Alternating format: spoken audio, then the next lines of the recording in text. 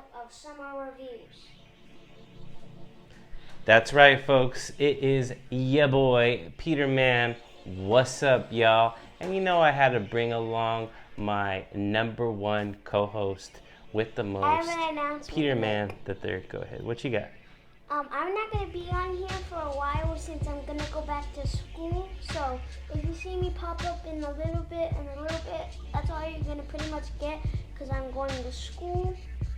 So I just wanted to let you know that I'm going back to school, so you're not going to see me that much as you do now. So with that, we're going to do a summer recap like my son said. We have about 5 to 6 films to cover, and we're going to get through this as fast as we can. But before we do that, go ahead, press like. What else they got to do? Subscribe and turn on the notification bell so you know when a new review is posted. That is correct. Thank you very much for choosing Mann Cinema Reviews. With that, let's go with our first film today, and that is Minions: The Rise of Gru. What is the film about, just roughly? It's like a little Gru before he's like big on the world. And set in the 1970s, right? Yeah. And you get to see his mom more than you did in the other movie. That's true. And this film focuses on him wanting to be a part of something, right? He's longing to be a part of. Vicious Six. That's right. It's like this super group of villains back in the day, which he aspires to be the greatest villain of all time, which makes way for the Despicable Me films as well, and right? This is when he has his minions. Right. This is like the origin story of Mini Boss, which is Gru, because he's a little kid. Like I think he's 7 years old in this film, and the Minions, right? I mean, this is also the beginning of Dr. Nefario, right? He gets a invitation from the Vicious Six, and it's like at this like secret lair, but it's like a front, or like what? It's like a music store. That's right. That's right. Then it's the hideout for the villains. That's right. That's like true. Dr. Nefario. That's right. That's right. He's kind of the store clerk, right? He kind of lets the people that are trying to be a part of the Vicious Six get in with the Vicious Six. They have like a little passcode, or he slips them like a vinyl. It's a certain vinyl that he has to play in order to get into the secret lair. And he has to put it backwards. That's true. I'm glad you remembered that. That's true. That's right. And so does the Vicious Six welcome him with open arms, or do they try to push him away? They push him away. Why? Because he was expecting a bigger person. Right. He's just a little kid, right? And with a invention that Dr. Nefario gave, it's like whenever you press a button, it controls your other hand, so he grabs an artifact that they stole. Oh, that's true. There was this guy that was part of the Vicious Six, but then he got kicked out. He was used to get the artifact. Right. And then they kick him out because I think he's the oldest in the group, and it's like he started it all. He started it all, right? And they eventually just kick him out because they want like new blood. But they don't want new blood like Gru, because he's like a little 7-year-old kid. They want like a villain that's in, his prime. So Gru is successfully confiscating this artifact, and now the Vicious Six are after Gru. And with the help of the Minions, Gru will come out on top, or does he? Basically is what the movie is about. What did you like the most about Minions: Rise of Gru? It's focusing on when he was a little kid. Yeah. And this is not like the first time we've seen Gru as a little kid. They like teased him in the Minions origin story, the movie prior to this, right? At the very end, he gets a little cameo at the end. And it sets up this film as well, right? And it's still the voice of Steve Carell. Steve Carell is the voice of Gru. And it's a fun family film. I think that I've seen enough. I've seen Despicable Me 1 through 3, so has my son. He grew up on these films, actually. They took Rise, speaking of the Rise of Gru, they took prominence when he was growing up. So, it's fun to see these origin stories of the Minions and Gru and how they became to the Despicable 1 through 3. So I like that about that aspect. What I also liked about this film is the period piece when it's set. It's like the 70s, right? And I think the Despicable Me movies and the Minions movies, the little one-off movies, they're big on soundtracks. They're big on like the music, right? Right. So it's like the music of the 70s, which I also like as well. What else did you like about this film? I also like how it's like about a little, like the Gru is a little kid and he's trying to be a villain like he is that we know. Right. It's true. Yeah. So we like the animation. The story's kind of cool. It's a period piece film. There's another minion. There's another minion introduced in this film, right? Mm-hmm. Yeah. So I forget his name. I forget his name too, but he has like braces. He gets hold of it, but then he trades it for like a rock. with googly eyes, right? Something about googly eyes. They pop up a lot in films this year. So, okay. Did you want to go straight to, or did you have any dislikes about this film? No. I would say that it caters to a kind of formula. I think that previously we got the Minions, and it's a wash, rinse, repeat. What's nice about the Despicable Me series is that it kind of sets up Gru as a villain, but when he adopts his young girls, or goyles, as he puts it, because he has that accent, he becomes sort of a softie, and he becomes actually a force of evil that turns good. And so I like that progression for Gru and the characters of Despicable Me in the Rise of Gru. He's also wearing his like with the scarf. His scarf and his suit, right? I mean, that's kind of his drip, his swag, right? That's his look, even when he becomes older. So I like that about that aspect. But what I don't really care for is that I think these one-off films decide to do just these kind of run-of-the-mill, average plot lines. It's all about finding the origin story of the group as Minions as a whole, and now with Gru. And I don't think we need to see him as adolescents. Maybe you do. Maybe the characters or the audience that is a fan, like my son, right? Maybe you do want to see that. Maybe that's what you were wondering how things were back before the Minions came to be, right? So let's go ahead, and I just feel like it's just wash, which repeats. I just think that a lot of these one-off films feel like the Marvel movies nowadays. Let's go ahead with the rating. What would you give Minions, The Rise of Gru? You heard it first. Peter Mann III gives a 5 out of 5. I will give this film a encouraging but kind of 3 stars. Run-of-the-mill 2-star review. So let's go on with the next couple of films. I have Vengeance. What I like about this film, it's an indie film. Do you want to stick around? What's nice about it is that I am doing a little bit of an experiment. Right now we are recording a podcast officially, picking up his audio from my Yeti mic and the audio that I have here. We'll see how that turns out. But the next film we're going to get into is called Vengeance, and it's set in Texas, actually. So it was kind of fitting. All right. It was kind of fitting that we came back from Texas and I saw a film set in West Texas. This is the directorial debut of BJ Novak. Something out. The food there is pretty good. Yeah. Like Freddy's. Freddy's. Okay, what else you got in Texas? Whataburger. Okay, and that's a great transition because the family, this West Texas family, their favorite spot to eat is Whataburger. So Whataburger plays an important role in this film. That's spicy. It's a sweet and spicy bacon burger. I want to get the next time. If you are in Texas, I recommend, and if you want to go to Whataburger, that's what I got and I love. Preferably, you want to pour a little bit of that peppercorn mayo, I think it's called, or peppercorn sauce, I forget. We went to this water park called Schlitterbahn. Schlitterbahn.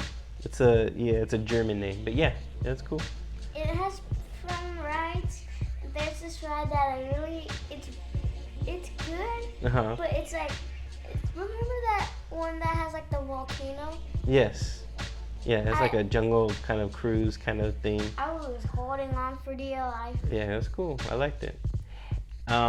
Let's get back to Vengeance. It is set in West Texas. It's about a podcaster from New York who's out of his element, invited to West Texas by a hookup or a fling he had.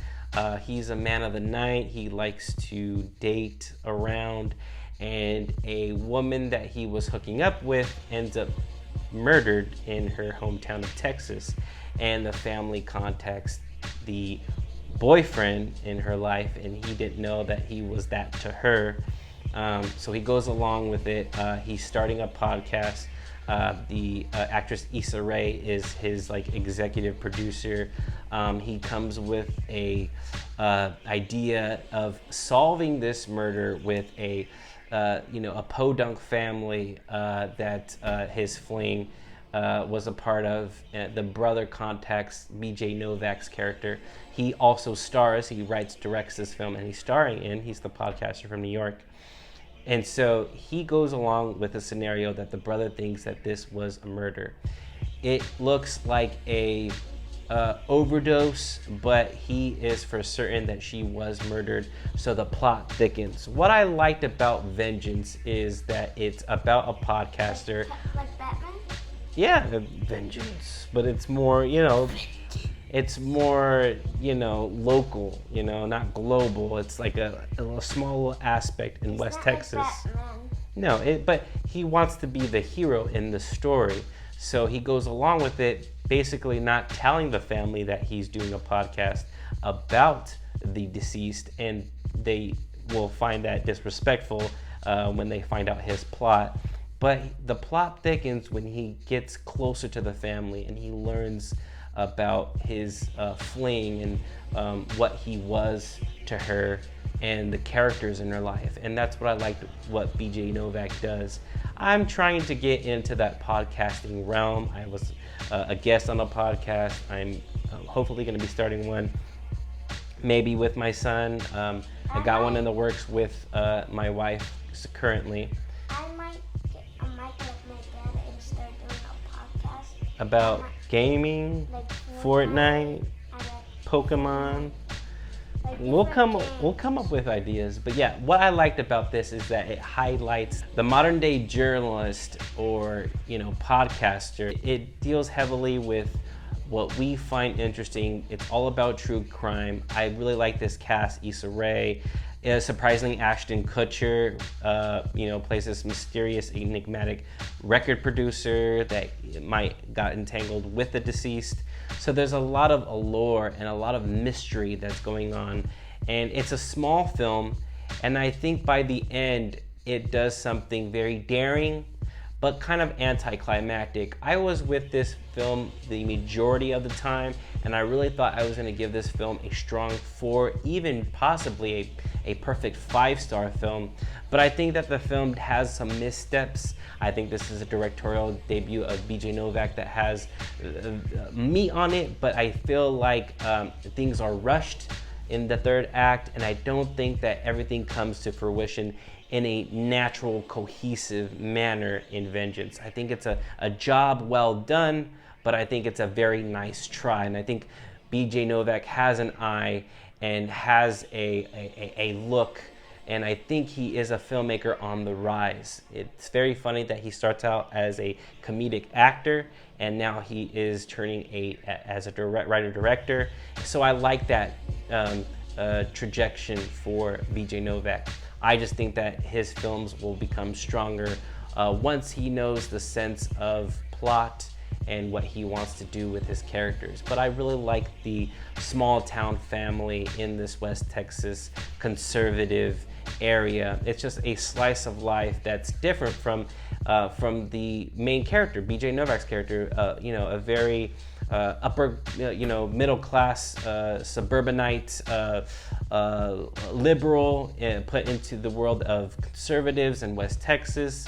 It's very funny. It's very stereotypical of making fun of people in Texas, but it's not egregious, or it's not slanderous, or it's not poking fun. It really is a amalgamation of how we feel as Americans, and it's very interesting that it deals with true crime in the same token. So with Vengeance, I will have to give this film a strong 3.5. I thought it could have been better if it didn't rush things and have a so-so anticlimactic ending. But I did also want to highlight Ashton Kutcher. I think this is the best Ashton Kutcher performance to date, and I really am looking forward to Ashton Kutcher continuing this role as an actor. Moving on, very quickly, we're gonna speed through this. Where the Crawdads Sing is a new adaptation. It's based on a book. It's based on a woman that grew up in the marsh, and she is wanted for a murder, which looks like a lover's quarrel because she knew the deceased. But it is more than likely that it was a accidental suicide. So we have David Strathairn as the lawyer defending Daisy Edgar Jones, and she is phenomenal in this film. I think that if anything, you come out of the theater really singing your praises with her performance. I think that this is a period piece set in the late 50s, early 60s, or maybe late 50s, going into the 60s. So this is a period piece that feels like A Time to Kill meets The Notebook. It's got a nice little romance in the middle of the film as well. These are flashbacks.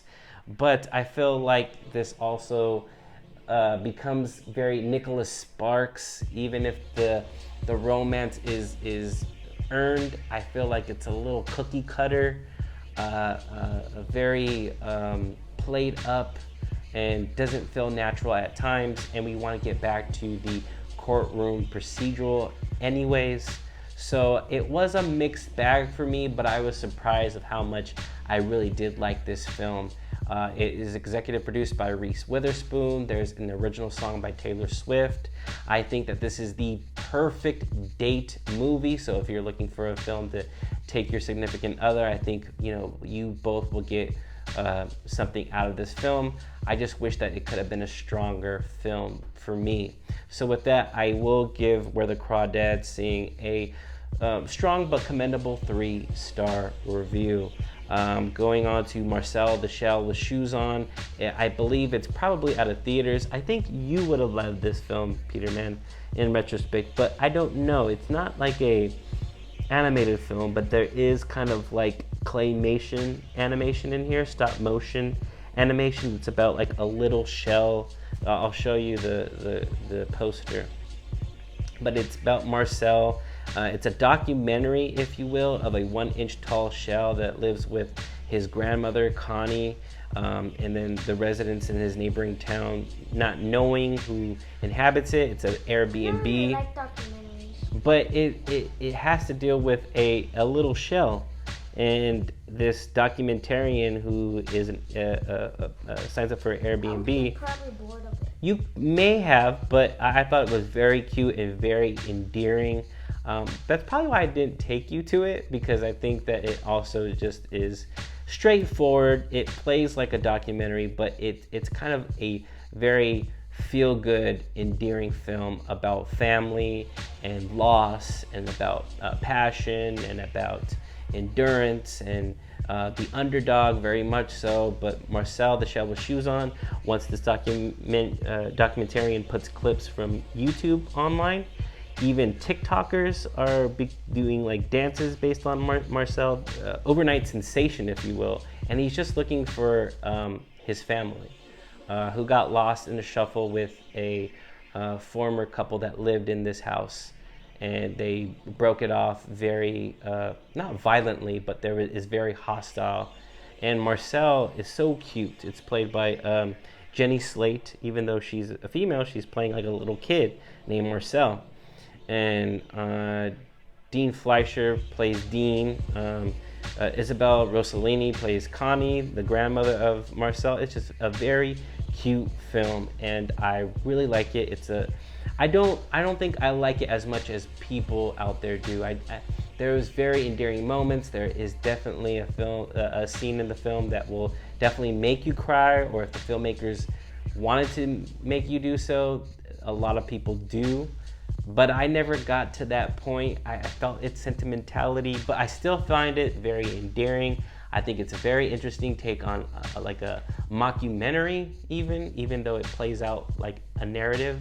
But Marcel the Shell with Shoes On was very interesting, and I really do think that if you saw it, Peter Mann, I think you would have liked it. And I think maybe you would have cried at the scene that everybody cries on.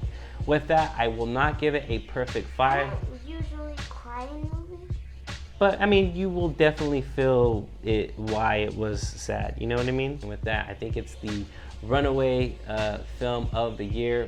I will give Marcel the Shell with Shoes On a nearly perfect 4.5 stars. I really think this is one that is one of the best films. To be 1.5? Because I think it's not there. Like there's something that I didn't, or not necessarily dislike about it, but there are shortcomings of a film, and that's why things get docked down to, you know, a half a star. So with that, I will go with The Gray Man. This is something that I wanted to cover because everybody loves it on Netflix. This will be the very last film that I will review. I'll go ahead and just say, not for me. The Russo brothers directed, stars Chris Evans and Ryan Gosling and Ana de Armas. A very appealing cast. I just think it's run of the mill, and if it's not Marvel related or Avengers related, I think the Russo brothers are one trick pony. I'm sorry. That being said, The Gray Man gets a 1-star review for me. I do not care that it's gonna have a spin-off TV series and a possible sequel. I don't think I'll tune in, and I will leave you with that. Go ahead, Peter Mann, give them the outro. What can they do to help this review channel? Like and subscribe and turn on the notification bell so you know when a new review is posted. Thank you very much for choosing Mann Cinema Reviews.